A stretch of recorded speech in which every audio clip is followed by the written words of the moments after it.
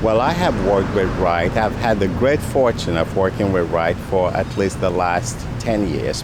And it is extremely easy to provide oversight when you have someone as driven and as dedicated as Wright is to the betterment of our community and especially the people that we serve in our health system. I have a wonderful relationship with this hospital. I've been here since 1997.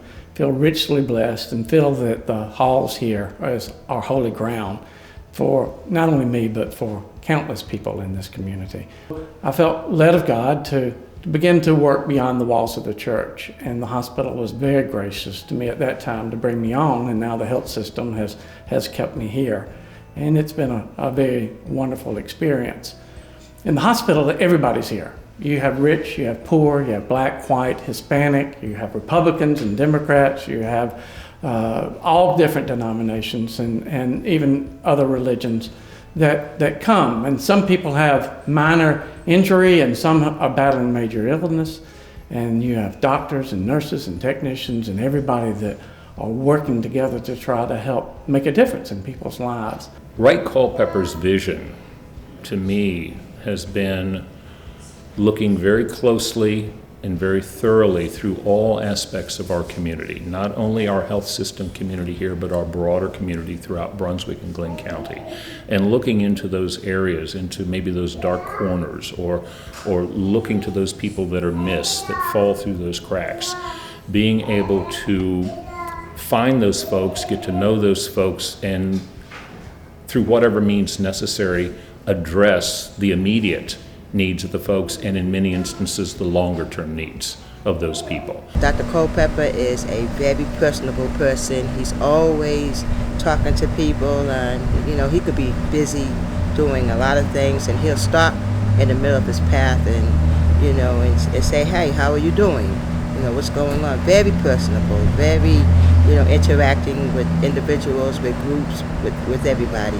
Wright was the chaplain at the hospital, and he realized that a lot of cancer patients were not coming back for their treatment and their doctor's appointments because they couldn't get there and they couldn't afford hotels to stay in while they were having their treatment.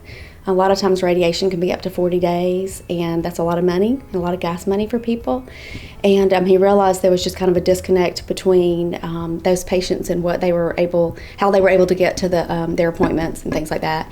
And so he bought a house close to the hospital, and it's named Karen's House of Hope. It was a 3-bedroom house, had a full kitchen, and it allowed people to come stay for free while they were having their treatments at the hospital. Or if they had appointments for overnight, they were coming from outside counties, outside of Glenn, then they could stay at Karen's house with me. I joined up with him at FaithWorks, and probably that's where I know him best in the work that he does.